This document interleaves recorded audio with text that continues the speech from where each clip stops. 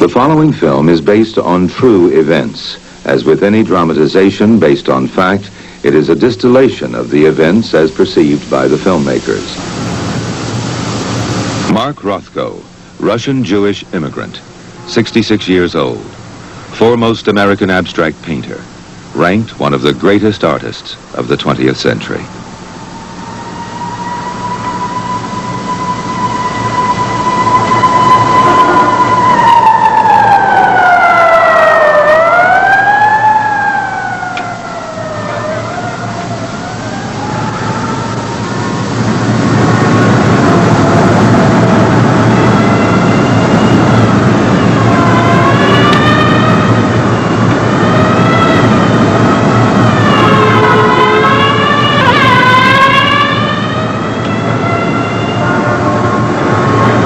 Ladies and gentlemen, lot number 15, Van Gogh's Les Cipes et l'Arbre en Fleurs.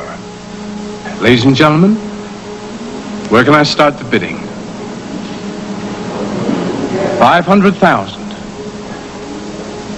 550,000. What's the betting the price goes through the roof on this? 600,000. Well, that's got to be good for everybody, Bernard. Only blocks from Rothko's studio, auctioneers Sotheby Park Burnett were putting a price to the greatness of another famous artist.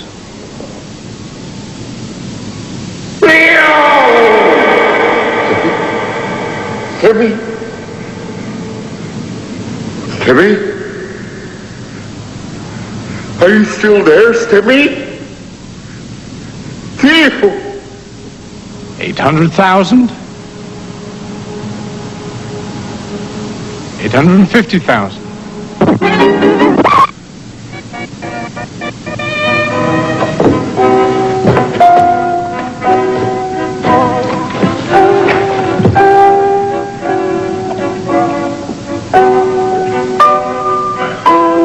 Do I have 1 million?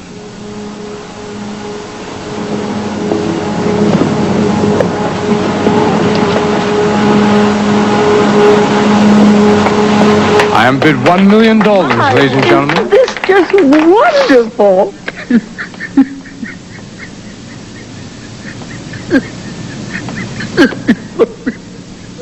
$1 million.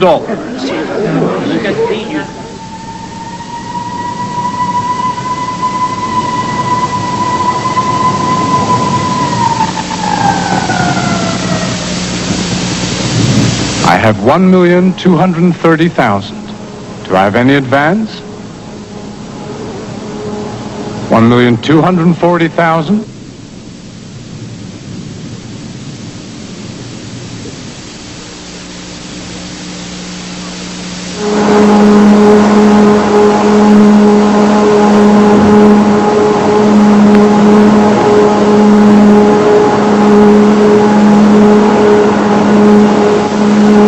I have 1,300,000. Fair warning, 1,300,000.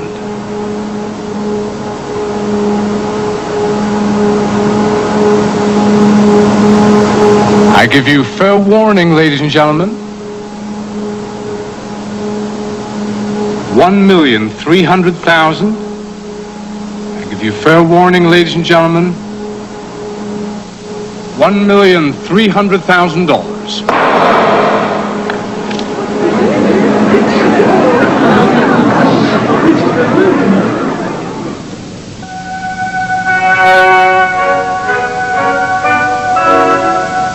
There was no note, no explanation.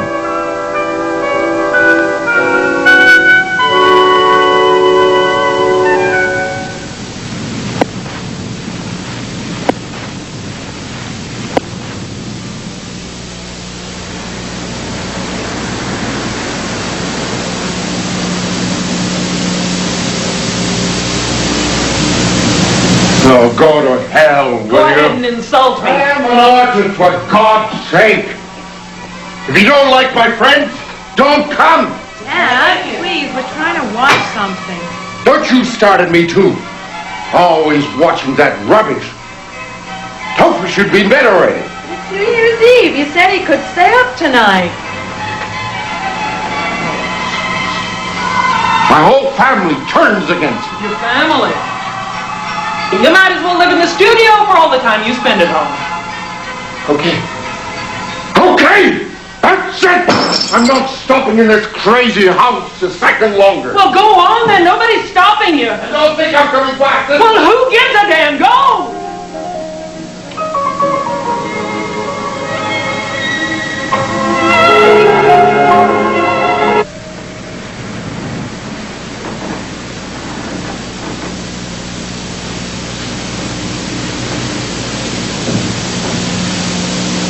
Rothko's will named 3 close friends as his executors. The first, a Greek painter, Theodoros Stamas, affectionately known by the family as Stemi. You know what I hate? What? I hate successful artists. That's what. And you hate me, Stemi. Not you, Mark. You don't forget old friends. Are you still there, Stemi? You! I'm cold, Stemi. Do you have your socks on? 2 pairs. I'm still cold, Stemi. Look, I can't come over right now. I'm busy. Stemi!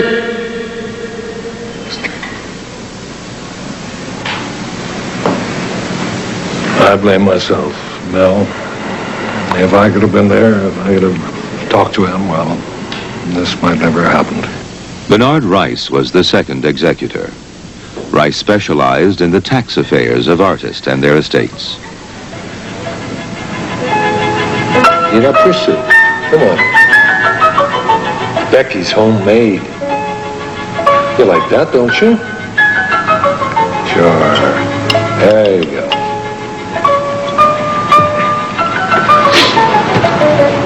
Now, you ought to take better care of yourself. A guy with a bad heart like you?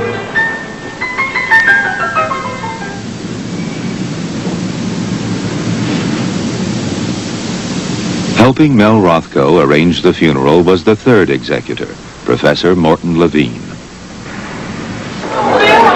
Lord? Leo? I don't know why you're looking so worried, Mark. You're the only genius here. This pop art rubbish will kill us all. Son of bitches. Morton's right, Mark. You have no worries. Well, your pictures are fetching new highs in value all the time. If the popsicles don't get us, you can be sure the damn tax man will. Not while I'm your accountant, he won't. Just rely on me. Oh, I do.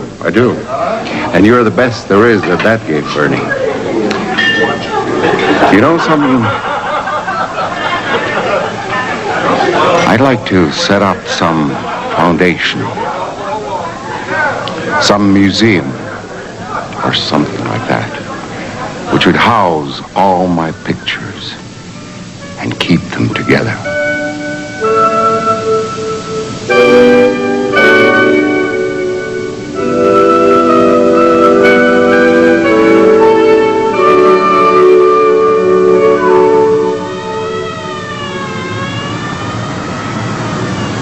Hey, man, that's a great idea. Just like the Rodin Museum in Paris. Yeah, that'd be swell. That is a terrific move, Mark. Yeah, there really ought to be some place that will protect your art for posterity. The Mark Rothko Foundation. Seriously, we should think about it. And I want you, my friends, to share in this enterprise, to help me build it and run it. I would all be honored, Mark. Honored.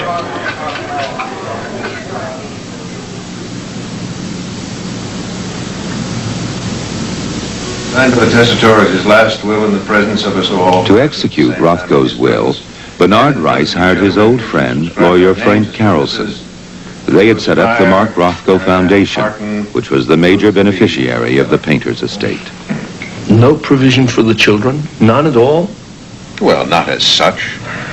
Under the laws of New York State, Mr. Dickel, as you obviously would know, Mrs. Rothko is entitled to file against the foundation on behalf of her children to gain 1/2 the estate. And if I may chip in here, I would suggest, Jerry, that she apply for the statutory widow's benefit. For 1/3 of the estate. Which, of course, is tax-free. Sure, no, that's tremendously important. You can take that as read, Mrs. Rothko. Well, you'll forgive me, gentlemen, if I seem a bit slow to join in the general enthusiasm. I guess I'm shocked that my husband should have ignored Kate and Christopher. That's what the document says, Mrs. Rothko. Oh, I don't doubt it, Mr. Carrollson. Bernard, what would you estimate the estate's total value? Around $5 million. And how would that be made up, broadly? Well, roughly 1/3 of that sum comprises cash, treasury bills, monies owed by dealers. But, of course, by far the most valuable asset of the state is the paintings. At last count, we figured there were some 800. Jesus Christ. Oh.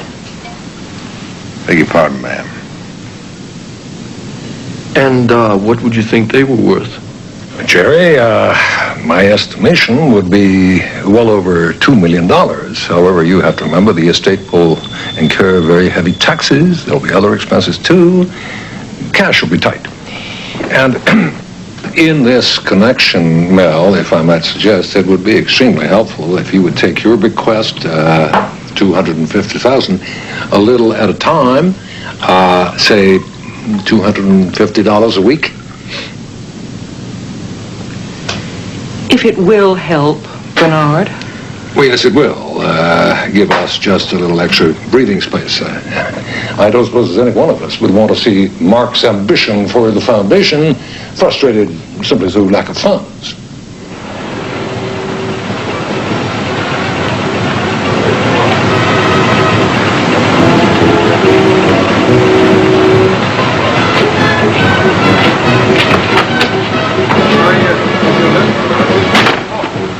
An earlier will of Rothko's had provided for the children, giving Mel paintings as well as money. You sure it'll get me there? I've been meaning to get a new one for some time. No, I'm just kidding, Mort. I know. Money's tight, huh? Well, no damn professor of anthropology was ever a millionaire that I know.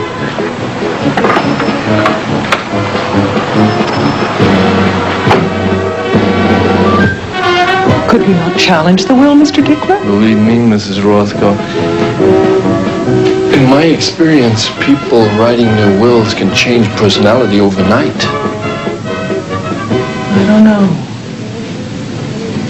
It's the way Bernard Rice is sort of pushing this thing through. Well, Bernard can be pretty overbearing. He doesn't listen to anything I say. He just sweet talks me all the time. What you have to remember, Morton, is that in New York, an executor is entitled to 2% of the estate for his trouble. What? Oh, yeah. I didn't know that. That's the law. What the hell? That's a lot of money. Close to 95 grand each one. Bernard couldn't care less. He's got a lot on his mind right now, Mrs. It worries me. I feel something's going on behind my back. Maybe he has been a little overprotective, but he was your husband's closest friend after your separation, don't forget. I mean, we're not dealing with the mafia. Almost as if he controlled Mark in some way. Okay. Now listen. Anything you need, you just holler, right? Becky or I'll be in every day. Have you seen Mel and the kids? Oh, sure. They're fine. Don't worry about them. I don't sleep nights anymore. You taking your Valium? And they don't have any effect? Well, you know what we ought to do? Tomorrow, I'm going to take you to see this doctor. Dr. Grokest is my doctor. Yeah, I know. But This man is a very close friend of mine. He's brilliant. His experiments with drugs have brought so much peace of mind to so many people I know. He's just what you need. Okay?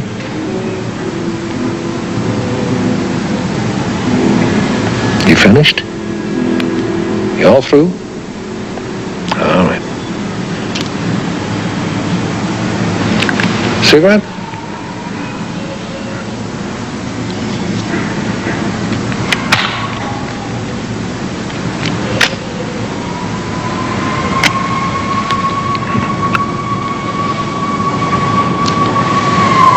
Now listen, Mark. Have you thought any more about that new will we talked about?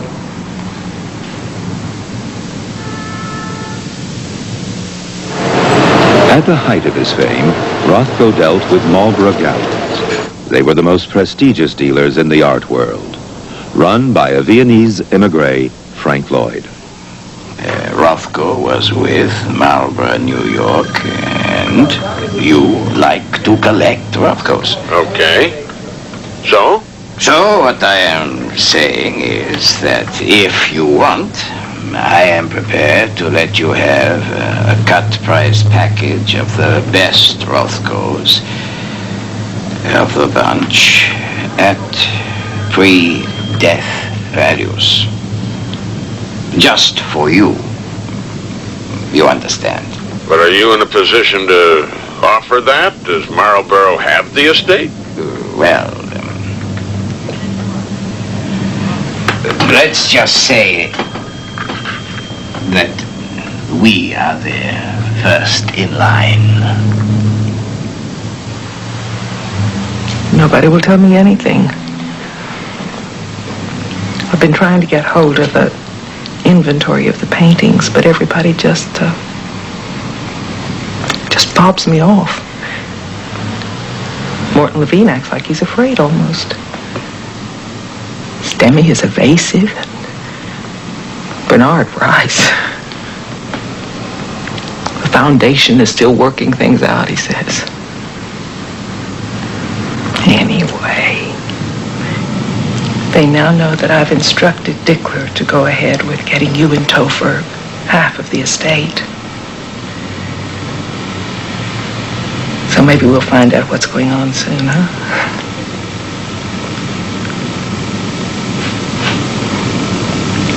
I don't even know whether to trust Dickler.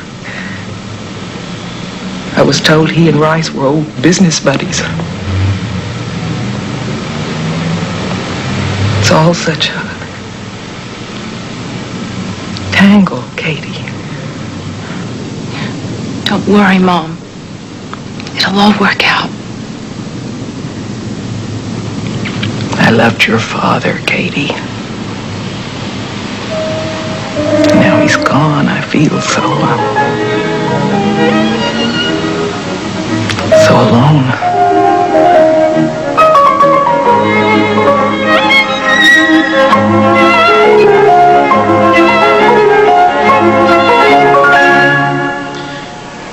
Bernard Rice was right to bring you to me, Mr. Rothko. What you need at this stage in your career is international exposure.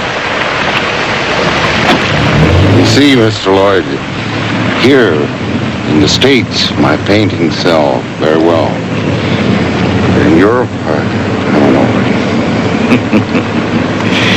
That is why Marlborough, New York is the right agent for you, my dear. We have galleries in London and Rome, as well as New York.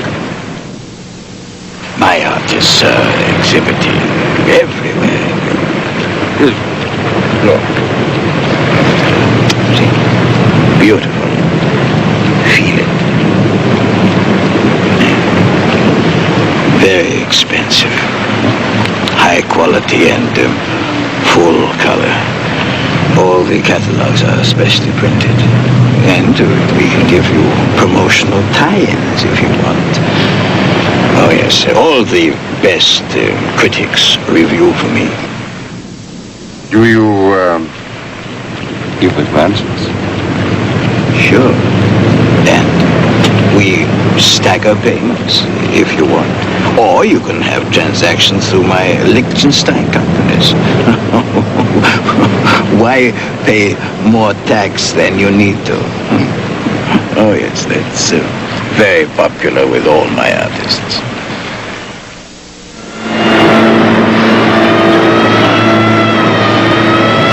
Well, good. Thank you very much. Yeah, you've been most helpful. Goodbye. Frank, we are sitting on a gold mine. Rice had publicly stated that the 800 Rothkos were worth over $2 million. $20 million. But their real value was nearer 20 million, with the best 100 paintings worth at least half as much. We know that, but no one else needs to. So, what do I tell the other executors? Why don't you talk to Dan Seidenberg? He and I do a lot of business together. Frank and I think you're just the boy for the job, Dan. Why, I'm flattered, Bernard, but I'm a cellist, not an art appraiser. Eleanor takes care of the gallery. Oh, come on, Dan. Everybody knows both you Seidenbergs are among the most experienced dealers in town. Well, I'm certainly no expert on Rothko. Marlborough are the only Rothko experts, and we can hardly ask them if they're buying the damn things, can we? I guess 100 Rothkos would fetch millions, no? Now, you would think that, wouldn't you, Dan? But you know, when we came to look into it, we found that most of those canvases were poor quality and in bad condition. Oh, really? Yeah. I can tell you, I was pretty dismayed. The estate needs cash, badly and fast. On my reckoning, the upkeep of some 800 paintings is going to cost thousands and thousands of dollars. And that's not all. Taxes and legal fees could swallow up another $1 million. So, as executors, we have some very important decisions to make. Now, I take it you both read my April 30th memorandum. Now, you'll see from that following on Mark's last contract with Marlborough, New York, we've inherited certain obligations. In particular, I draw your attention to the 8-year exclusivity clause outstanding from last year. But are we still bound by that now that Mark is dead? Oh, I'm afraid so, Mr. Levine. It's normal legal practice. So if we sell any pictures, we must deal only with Marlborough? That is correct, Theo. And in my opinion, in order to raise the money we so urgently need, we should be prepared to sell paintings to Marlborough as soon as possible. So how many pictures are you talking about, Bernard? 10? 20? More, Morton, far more. Has to be a bulk sale. A bulk sale? How many is that? 100, maybe more. 100? Jesus. We gotta sell that more to cover all these damn costs. Theo's right, Morton. But there is another reason, too. Frank? Yep, and it's a tax one, Mr. Levine. If the estate starts to sell a few paintings at a time, the Internal Revenue boys will consider you as an art dealer. And they'll sure as hell step in and collect a crippling percentage of the proceeds. That way we lose all around. Still have no income, but be burdened with a large upkeep. On the other hand, on a bulk sale, all they can do is get you at the lower capital gains rate. It's clear to me, therefore, where our duty lies. We have to start selling off the estate and start now. Now, hold on a minute. Just how far along the line are we intending to go? Mark left the pictures to the foundation. Relax, Morton. We're talking about generating an income for the foundation. So some paintings we sell, some we consign. That means that the estate will get a percentage of every Rothko sale that Marlborough makes. I know what consign means, Mr. Carrollson. What I'm saying is, aren't we going a little fast here? How do you mean, Morton? Well, shouldn't we notify a court or something? What about Mel and the kids? No, this is just a small business matter internal to the estate. It's perfectly normal to liquidate your assets in the kind of situation we have here. Okay, but aren't we forgetting one thing? Well, what's that? Well, Bernard, Both you and Theo have professional ties with Marlborough, New York. What the hell is that supposed to mean? I resent the implication of that, Morton. But it's a fact, for God's sakes. Everybody knows you signed the checks at the New York Gallery, Bernard. And I know that Theo's been negotiating for months to join Marlborough. So what? So there's a conflict of interest, that's what. Jesus Christ, Levine. You think I would do that and Mark's still warm in the ground? I'm not saying you would, Theo. It's what people might think. Screw you. Hey, don't talk to me like that, you son of a bitch. All right, you calm down. Come on, let's at least conduct this discussion in a civilized fashion. I have to say, Morton, that your remarks were provocative and uncalled for. Is that so? Well, Bernard, I have to say that your manner of handling this whole thing is arbitrary and high-handed. Gentlemen, this is getting us absolutely nowhere. Bernard, can I make a suggestion? Sure, go ahead. First of all, Mr. Stamos, are you at this moment, or have you ever been under contract to the New York Marlborough Gallery? No. Well, then no lawyer in his right mind could ever accuse you of self-dealing. Now, Bernard, your situation is a little more legally vulnerable. My advice to you would be to stay back. Don't take part in any negotiations personally. Of course, it's perfectly proper for you to sign a contract for approval. I'll accept that. In turn, I would propose that Mr. Carlson take my place in any negotiations with Marlborough. Is that agreed? Yeah, sure. I'll go along with that if Mr. Carlson's happy. Well, it's absolutely proper, Mr. Levine. I only hope and pray I can do as good a job as Bernard would have done. Well, as I told you, we like to look after artists. Talent must be nurtured, Mr. Stamos. Thanks, Mr. Marlborough. Have you thought any more about a contract for me? All in good time, Mr. Stamos. All in good time. Next.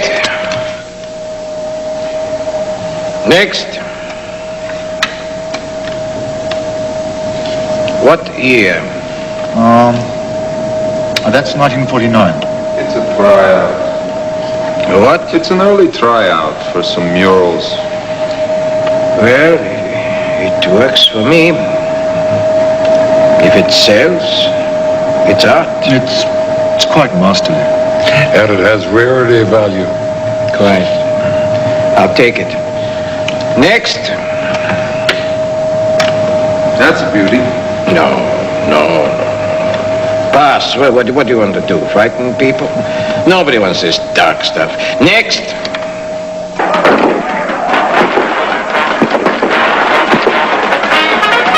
that thing down. Turn it down, Topher. It's far too loud.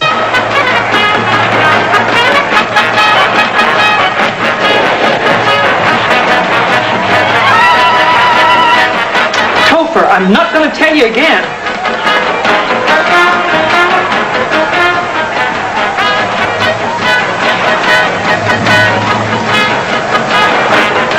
Listen, why don't you call Darryl? Ask him to come over, huh?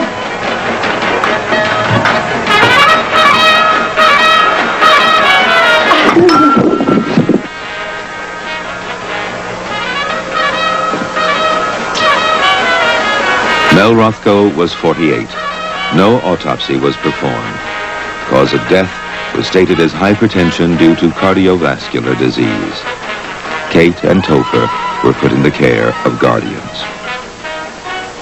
I was sorry to have missed your mother's funeral. Mr. Rice, I'm a little confused. What about? Well, as I understand it, my brother and I, by exercising our rights under New York law, are entitled to half the estate. Well, that means half the paintings, doesn't it? In theory, yes. I mean, it isn't half the paintings. It's purely hypothetical. I'm sorry. sorry, I don't see that. Look, you people don't seem to realize that when somebody dies, there's a great deal of work to be done. It's not a signal for some damn free-for-all. Well, I understand that. It's just that... The foundation, now don't forget this, the foundation owns the estate. And as a charitable organization, it has a responsibility to raise money. There are taxes. That means selling paintings. How many must it sell? That's still being figured out, of course. But don't get the idea that you just take some simple round number and divide it by 2, and that's you and your brother taken care of. Well, how many will we get I then? don't know, I tell you. Some of your share may go in inheritance tax. You might even do better to take cash. I want money, Mr. Rice. I want my father's paintings. Come on, girl. There's no sense in... Come on, please. It's nearly 9 months since my father died. These are complex matters, my dear. They take time. I'm sorry. All I want to know is, will I get some of my father's pictures? Yes, you will get some, of course. You promise? Yes, I promise.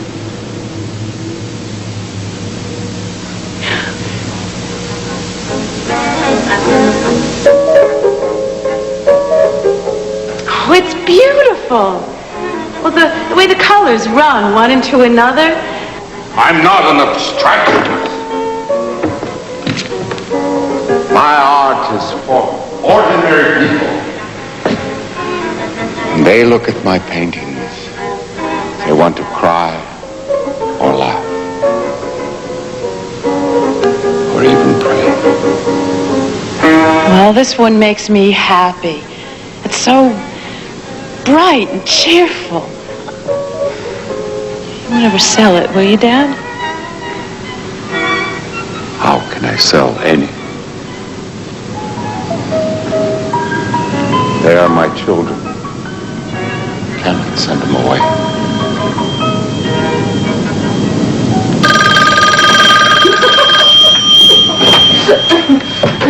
Hello? Yes, hello? Kate? Yes, this is Kate. Sorry. Hi, Kate. It's Herb Ferber. Oh, hi, Mr. Ferber. It's my guardian. Listen. Yes, I'm listening, yes. We got problems. Stan Geller Yes? just told me that the foundation sold Marlborough 100 of the paintings over a year Oh, ago. God, are you sure? And that's not all. They've consigned all the rest to Lloyd at the same time. They've all gone. It's terrible. What are we going to do? Now, look, don't worry, Kate. Of course, I'll talk to the lawyers and I'll get some more details. Yeah? So just leave it to me for now, all right? Okay, Katie? Yeah, sure. All right, I gotta go now. I'll get back to you, okay? Okay. Don't worry now. Yeah, okay. Talk to you later. Bye. It had taken only 3 months from Rothko's death for the executors to complete a secret deal with Marlborough, disposing of all the painter's work. Unannounced, Bernard Rice had become a salaried director of the New York Gallery. In November 1971, Kate Rothko filed suit to remove the executors and cancel their deal with Lloyd. Gus? We doing anything on this? It's the first I've seen it, General. Who's Rothko? He's some artist, committed suicide. Looks like the trustees have been engaging in a little self-dealing. Who brought the action? Rothko's daughter. She's only 20. Broad conflict of interest, wasting the assets. Sure looks like a case for the Bureau, General. I want you to look into it, Gus. But I don't know anything about modern art, General. Now's your chance to find out.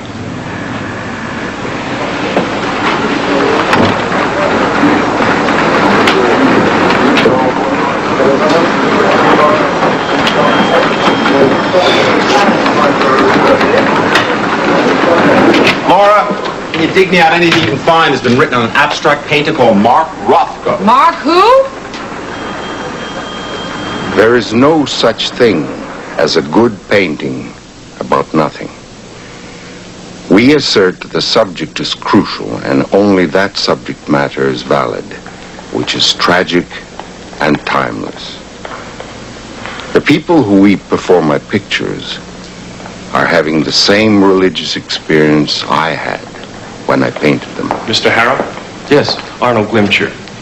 Welcome to the Pace Gallery, Mr. Harrow. Thank you. We can talk in my office.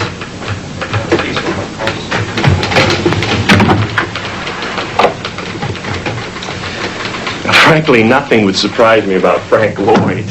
Please sit down. But the audacity of these deals over the Rothko estate is astonishing. You'll have to excuse my ignorance, Mr. Glimcher. Can you explain that? Well, it's like he's bought his way into Fort Knox.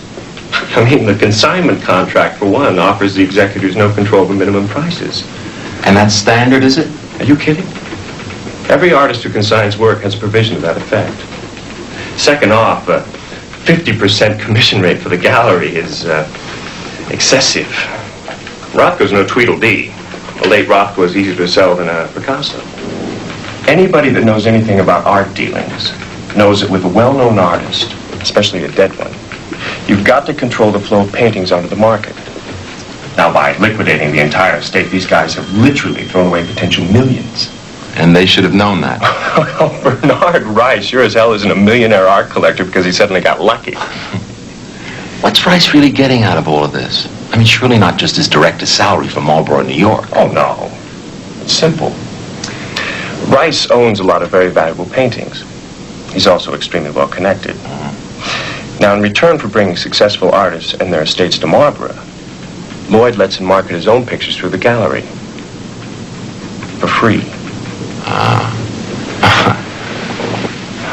But I'll tell you, Marlborough was getting $50,000 each for paintings like this at the time of Rothko's death. And over a year before that, I myself was prepared to offer $30,000 a picture. But Bernard, my exclusive with Marlborough has run out now. I mean, why should I not sell from my studio? Listen, Mark, I'm warning you for your own sake. But this is a very good offer. I mean, I couldn't do better anywhere. Lloyd has done you a lot of favors. You can't just suddenly drop in. Bernie, I don't understand your logic. I already pay my family and the damn tax man. Why pay a dealer too if I no longer need? Listen, Lloyd is a big fish.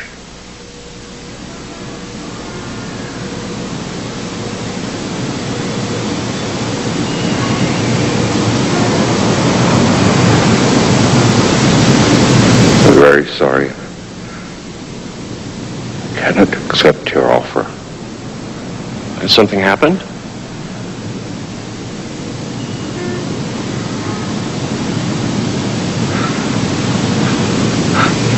I like you very much.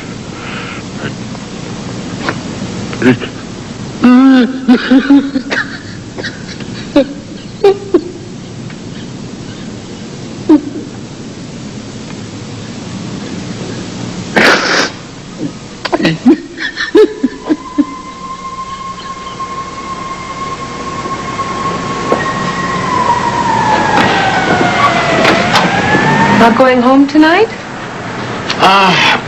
I guess I'll just finish these up. Anything interesting? Well, take a look at this. Marlborough Gallery. What is this? That purports to be an appraisal of the market value of the 100 pictures which the foundation sold to Marlborough after Rothko's death. It was prepared before the sale for the benefit of Carolson, Stamos, and Levine, who were doing the negotiating. But that's absurd, isn't it? That's just ridiculous. $750,000 for 100 paintings. That's the dumbest thing I ever seen. Now, hold on, boys. You've got to remember that Marlborough controls the market in Rothko. Yeah, but that's a giveaway. Come on. The foundation would be crazy to negotiate on that basis. Okay, what would you suggest then? $3 million. That's what we discussed the other day, didn't we? Yeah, okay. It's the price we ought to get. $3 million. Well, I suppose that's as good a starting point as any. Price we should get, Mr. Carrollson. We'll try. Well, are we all agreed then?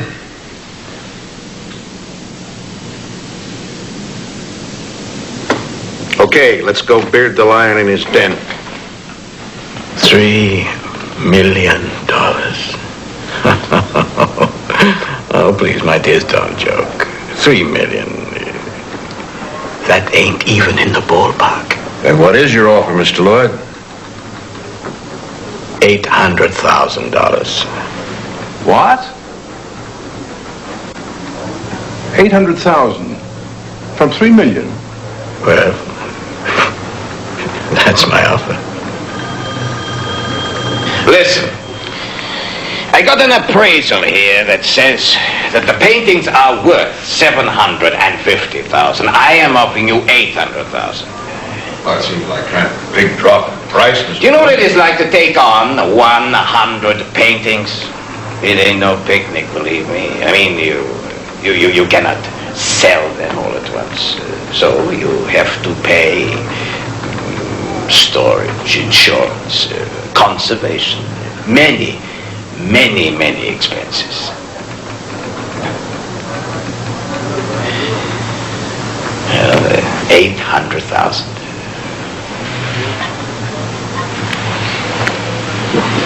Think about it. Discuss it. It is a good offer.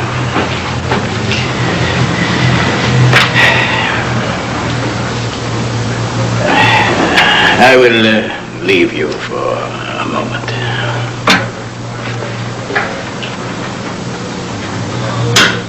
Hey, what is this? How do you get a copy of the Seidenberg letter? How should I know? You sure it's a Seidenberg letter? Of course I'm sure. No two dealers are going to make the same crazy valuation. Well, whatever. That's his offer on the table, and it's not going to be easy to get him back up to $3 million. That's right. Mr. Marlborough ain't no pushover. Look, we agreed on 3 million, didn't we? Well, sure, Well, let's at least see if he'll budge.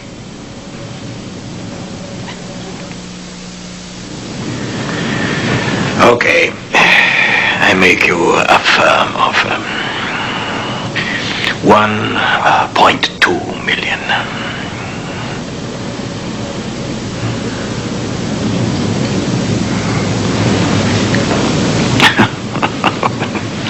Take it or leave it is the best I can do, really. I'm afraid that's still a little too low for us, Mr. Lloyd. We'd want to see you come a little closer to our position.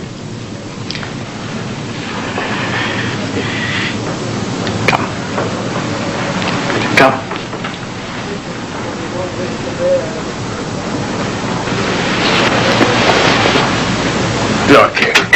Look, it's a very depressed market.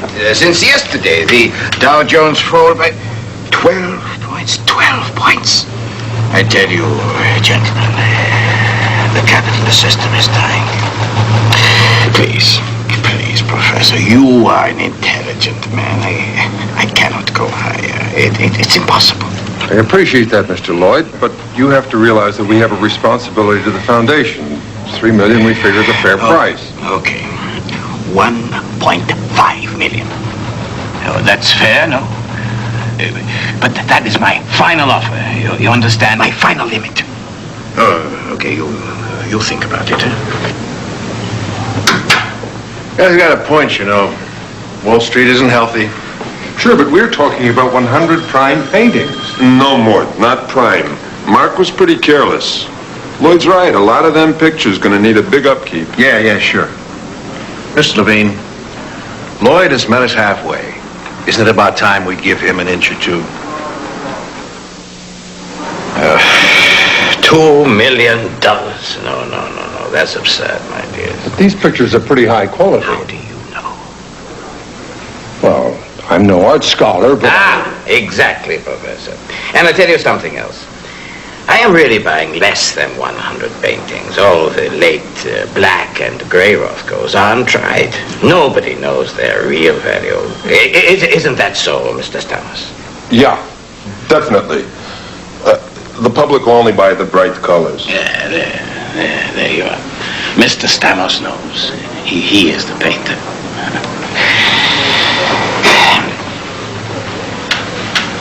I tell you what I'll do.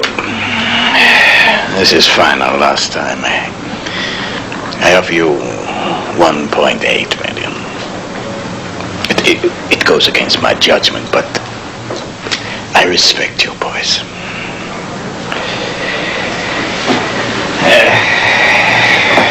I am not a charity, though, or I would be out of business. 1.8 million. That is my final offer.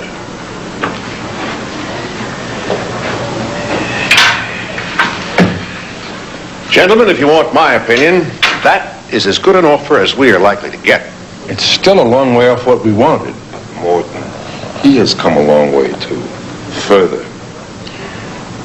Remember this, Mr. Levine. Our figure of $3 million is a sort of general round total based on an average retail sale price of $30,000 a painting. Now, in a bulk sale of this sort, we have to expect to sell at a discount.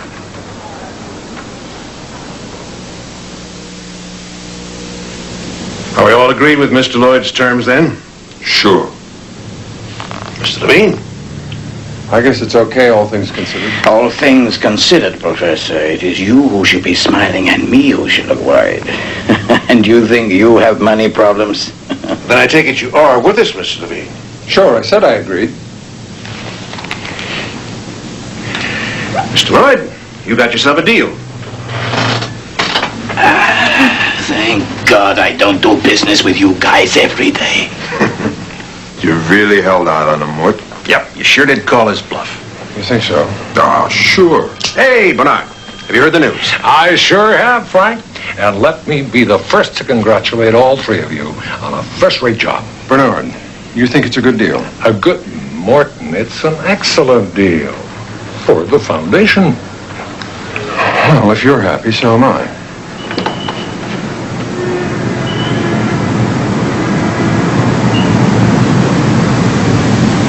$1.8 million seems awfully little for 100 Rothkos. That's business, my dear McKinney. Yeah. They try to sell as expensive as possible. I try to buy as cheap. Did you tell him about payment? What's that? The gallery pays $200,000 down, and the rest over 12 years. Interest-free. That is pretty neat. Yeah, what the hell? The kids will get $500,000 each. And who gives a damn about the foundation? Within 6 months of this deal, Lloyd sold just 12 of the paintings for almost $1 million.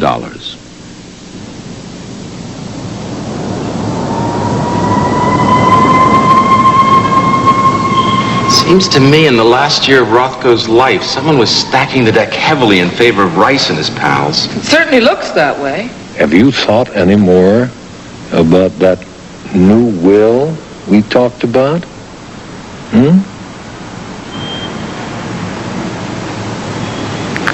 Good. Why does the final will drop Mrs. Rothko as Stamos' co-executor and replace it with Rice and Levine? Well, Rothko had just walked out on his wife, and Rice and Co. were his best buddies. Oh, like hell they were. But don't you think it's a good idea to leave all your paintings to the foundation? I mean, what would Mel do with any of them? She doesn't even like your work. This same document also makes these three executive directors of the Rothko Foundation. That's mighty convenient, Laura.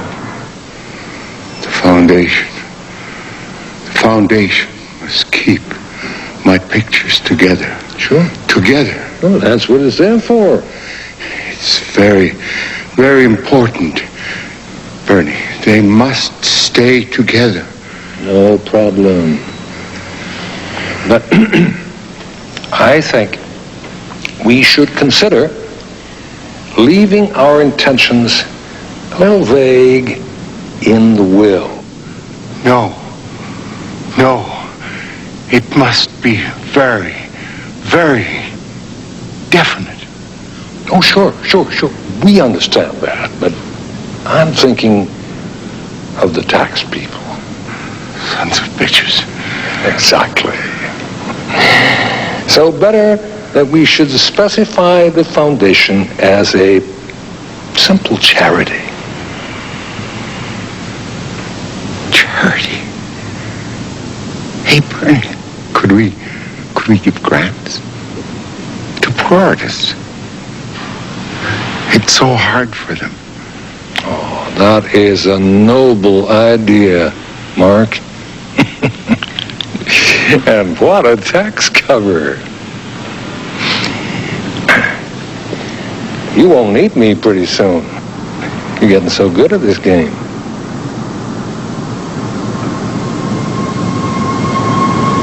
How do we prove there was a conspiracy? Hey, whose side are you on? I guess you're right, Laura. What did the will say about the foundation? Well, the first will specifies that it should be an educational institution. And the second? It doesn't say anything about its purpose. Deliberate, you think? I don't know.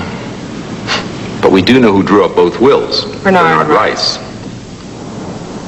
The Mark Rothko Foundation had a board of 6 directors. One of these was the art historian, Robert Goldwater. Professor Goldwater, did Rothko ever indicate to you what he thought should be the purpose of his foundation? Yes, he was very clear about that. What did he say? Well, he wanted it to protect his paintings and ensure they were properly exhibited in museums and the like. Did he intend it to raise money for struggling artists? Oh, he mentioned that from time to time, sort of said in passing, very secondary. He liked to think he could help friends who'd been less fortunate than him. So the primary purpose of the foundation was to keep his pictures together? Of course. Rothko was meticulous to the point of obsession about the conditions under which his art was exhibited. Couldn't you see what was happening? Sure, when I could see, but there wasn't anything I could do about it. Rice and his pals have a voting majority on the board. They merely had Carlson re-charter the foundation after Mark died to make it appear that the sole purpose was charitable. Were you not present then? No. They did this behind my back. I wrote a letter to Rice protesting against the change. He merely told me that Rothko had changed his mind before he died. Did you know Rice worked for Marlborough, New York? I knew he knew Lloyd, but nobody ever told me he was the director of the gallery. Did any of them say anything about the deals with Marlborough? Not a word. So for a year and a half, you had no idea the foundation no longer had any paintings to its name? That's correct. Professor Goldwater, would you testify under oath in a pretrial examination to what you've told me today? I would willingly, Mr. Harrell. The attorneys immediately applied for a court injunction to stop Lloyd selling more of the paintings. To their surprise, the foundation sided with Lloyd to block this move. But the investigation was beginning to hurt. Hey, do I have some news for you? What's that? Our friend Professor Levine has resigned from the Rothko Foundation. Is this on the level, Laura? Absolutely. He's also taken out separate legal representation and is supporting our injunction against Marlborough. Looks like they're feeling the heat. Well, curiously, he still maintains that everybody acted in good faith. No conspiracy. That's ridiculous. How can you have it both ways? Gentlemen, I want to take this opportunity to voice my objections about the way this board is conducting its affairs. Not only are meetings held in my absence, but I now learn that the board's taking the extraordinary step of opposing the court's restraining order against Marlborough. I suppose Mr. Greenspoon here has been hired for that purpose? At your service, Professor. This is past history, Mr. Goldwater. If you have an objection, put it in writing. I should do so, Mr. Rice. But I also insist that my statement be placed on the minutes. As the chief beneficiary of Rothko's estate, it's illogical for the foundation to oppose any move to get back the pictures. Therefore, I strongly urge that it withdraw its suit. Is that your statement? It is. I shall need a seconder if it's to be placed in the minutes. Do I have a seconder? I'm sorry, Mr. Goldwater. Can't record without a seconder. Those are the rules. After months of stonewalling by lawyers acting for Lloyd and the Foundation, legal proceedings finally got underway. To determine if a case existed, the principals were examined under oath in a pre-trial hearing. Edward Ross, a noted specialist in corporate cases, was now Kate Rothko's lawyer. Gerald Dickler, who had previously acted for Mel Rothko, now represented Kate's brother, Topher. Gus Harrow continued to act for the New York Attorney General's office on behalf of the public interest. Kate Rothko was 22 and at medical school. Her case now involved 8 sets of lawyers. These proceedings would produce 500 exhibits and 7,000 pages of transcripts. Mr. Rice,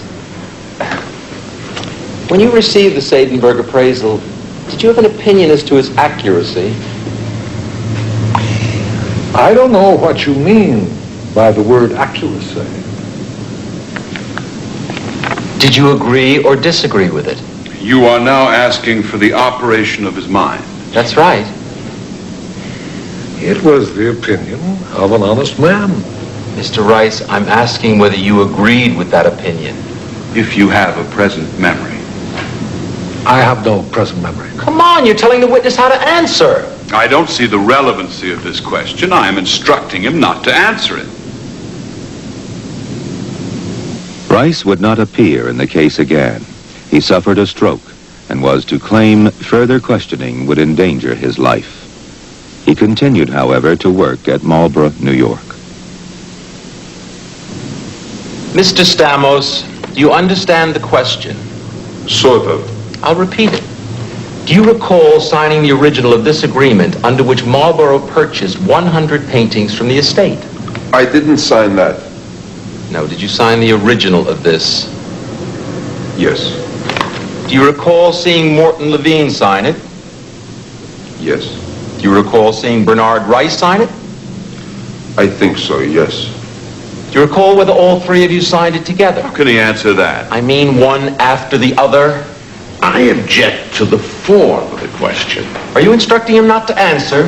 No, I'm just objecting. The question implies that all 3 were present at the time of the signature. Oh, come on. Taking up your position, Mr. Howard. You are welcome, Mr. Greenspoon. If you have an objection, please state it. Tired of all this nonsense. I'm tired of your extraneous remarks, Mr. Greenspoon. And I am sick and tired of the trivia to the 14th power. I don't think you know what trivia is. The fact remains, Mr. Harrow, the question is misleading. It's improper. Are you objecting then? That's why I'm here. Mrs. Michaelini, to the best of your recollection, if any sounds of any kind emanate from Mr. Greenspoon, would you make it part of the record, please? Thank you. I resent that. Mr. Harrow's questions are inept. Put that on your record. Okay, come on. Rephrase the question. Mr. Stamos, when you signed this contract for selling the 100 pictures, was Mr. Levine present? I don't remember. Well, do you remember if Mr. Rice was present? No, I don't. When you dealt with Marlborough, did you know which 100 paintings were being sold? Well, I sort of had in mind the paintings we viewed at the slideshow with Mr. Lloyd. But you had no list before you? No, I did not. Did Mr. Stamos have a list? I don't recall. Did you discuss with Mr. Stamos whether he knew which paintings were being sold? He was present at the slideshow. The question is, did you? I did not. Was Mr. Carlson present at the slide viewing? I don't recall. Mr. Levine, Did you make any attempt prior to the Marlborough deal to learn what prices Rothko's were then being sold for? I did not. The examinations continued for almost a year. They raised many suspicions that the case for conspiracy remained inconclusive. Harrow was therefore anxious to take Professor Goldwater's testimony. He was too late.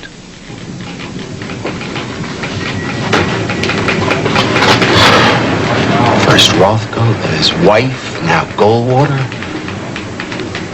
He was quite old. Sure, but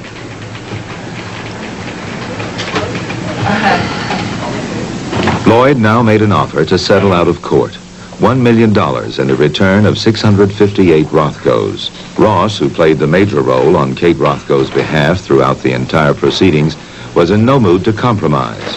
Harrow, like Kate herself, felt that any settlement short of the return of all the paintings simply played into Marlborough's hands. More than 2 years after Kate Rothko had filed her suit, the case came to trial. During his pretrial examination, Frank Lloyd had maintained the Rothko paintings were his, and it was his business where they were. Accordingly, his lawyers withheld vital documents.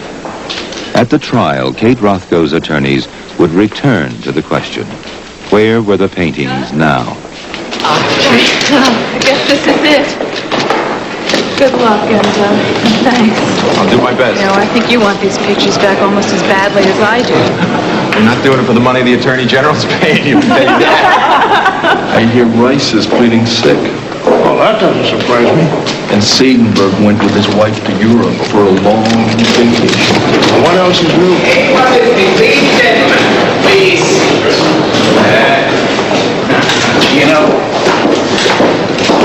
it's like money. When you want it, it ain't there. When you got it, you can't get away from it. On the stand, Lloyd claimed to have resold the paintings, but could remember few details. Do you know, Mr. Lloyd, what kind of business Galleria Bernini conducts? The sale of paintings. Does it have a gallery? I don't know. I don't think so. Does it sell paintings wholesale or retail? I don't know. Is it a corporation? I'm sorry. You must translate. My English is not that good. I think you mean Anstalt. That's a corporation, Your Honor. My wife's German. Well, we're indebted to your wife, Mr. Greenspoon. Who at Bernini did you negotiate the sale with? Mr. Dasser.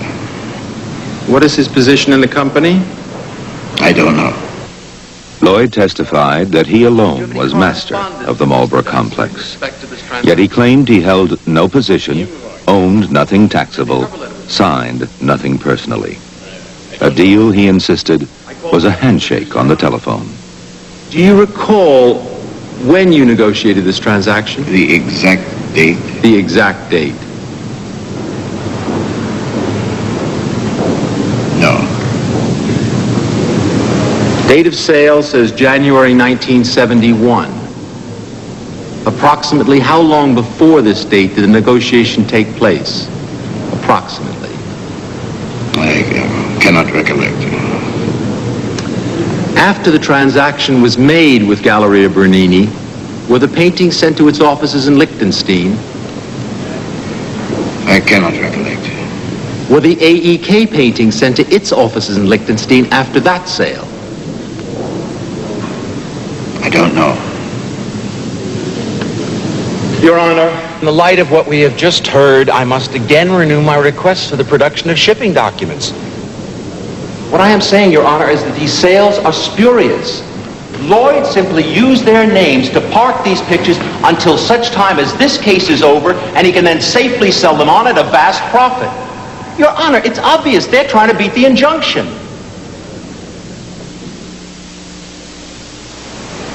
Would you not accept that auction prices are an indication of art market values? No, there's too much monkey business. Dealers will secretly buy back their own paintings and so push the prices up.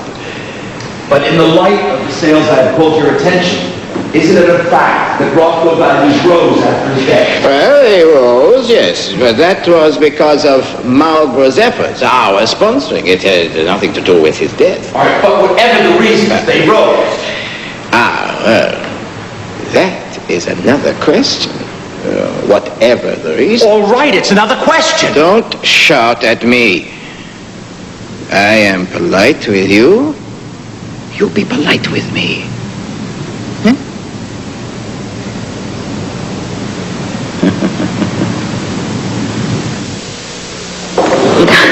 I guess you have to laugh. They're all trying to get away with it. Mistakes, yes. But for personal gain, never. All this talk of pardoning things. Then, disgust me. Helicopter flight Justice. as president, away from the White How can they do that for him and treat me the way they are doing? Now he's claiming that all the shipments made after the injunction are simply deliveries. How can they be? They're months after the alleged sales. I know. Gus, there's a call for you, urgent. Who is it? Well, they said the Australian consulate. The Australian consulate? Tell them I'm busy. They said important. And about Rothko. It was the one simple break they needed.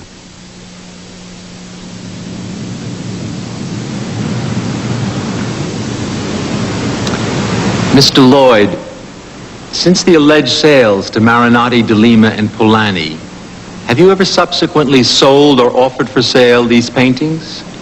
No. That is your best memory? Yes.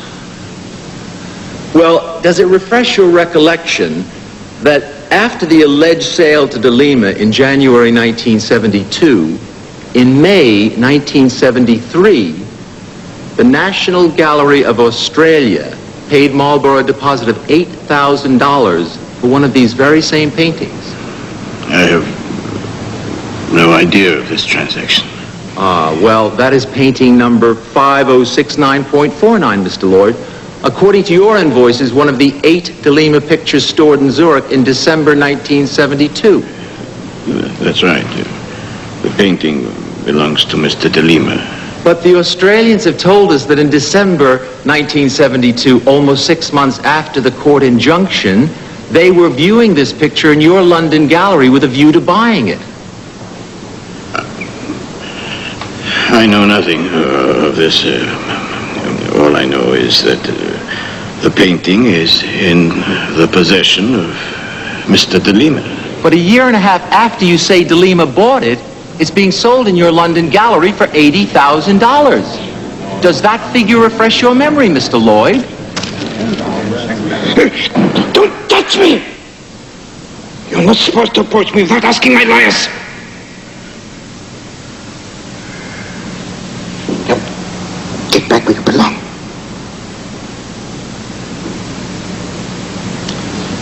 Well, Mr. Lloyd, does $80,000 refresh your memory?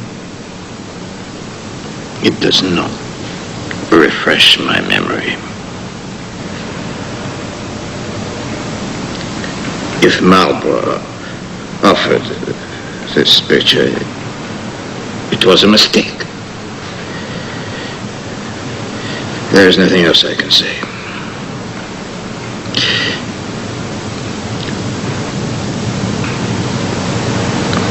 Your Honor, I cannot be held responsible for so stupid people. They're always making mistakes.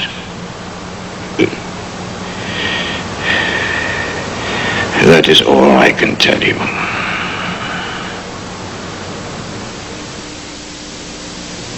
A year after the trial had ended, the court handed down its verdict. The 3 executors who had moved were held jointly liable with Lloyd for over $9 million in damages. All unsold paintings were to be returned.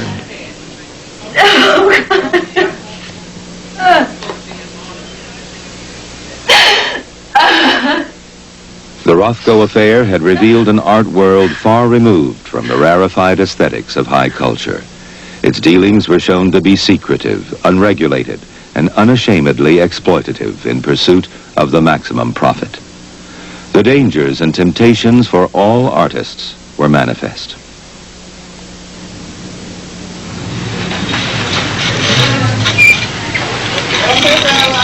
I came as soon as I heard the news. Oh, this is my husband, Ilya. She's interviewing me. did. You're very privileged. It's the first time she's talked to the press since this whole thing began. What now? Oh, I just want to sink into oblivion. And the paintings? Well, when we get them back, the foundation will be reorganized. They'll be properly housed and exhibited. I want my father to be remembered as he intended. The paintings will do that.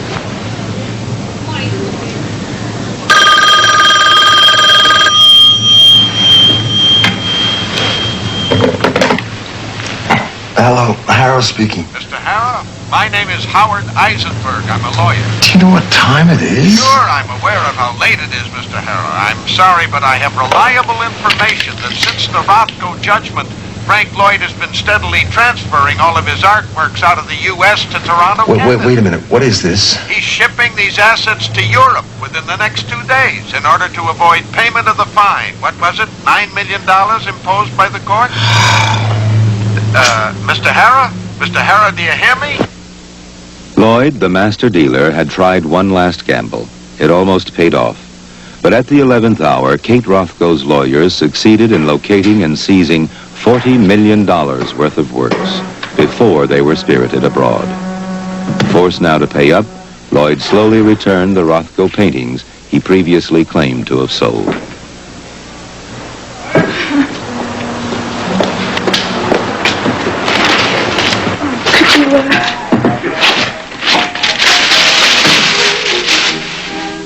Kate Rothko graduated as a doctor in 1978.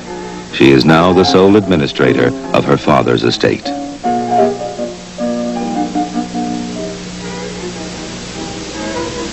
Gus Harrow personally reorganized the Mark Rothko Foundation and appointed new directors. He is now associate professor of law at New York Law School. Frank Lloyd finally returned all the paintings except for 140 which he claimed were irretrievably sold. Wanted on criminal charges of tampering with evidence, he avoided the United States until 1982, when he returned in an attempt to clear his name. On December 4, 1982, a jury convicted him of 3 counts of tampering with physical evidence. Rejecting the prosecution plea for a jail sentence, Judge Herbert Altman sentenced Lloyd to a conditional discharge. The court deemed Stamos a negligent and self-serving executor. Levine later sought to be reinstated as a Rothko executor on the grounds that he had been the innocent victim of a professional fraud. His case was dismissed. Rice was found guilty of a serious conflict of interest amounting to self-dealing. He resigned from Marlborough, New York, and filed for bankruptcy, avoiding his share of the fines and legal costs. He died in 1978. I doubt whether anyone, having all the facts, could have made a better deal with Marlborough than I and my fellow executors did. A picture lives by companionship, expanding and quickening in the eyes of the observer. It dies by the same token. It is therefore a risky act to send it out into the world. How often it must be permanently impaired by the eyes of the unfeeling and the cruelty of the impotent who would extend their affliction universally.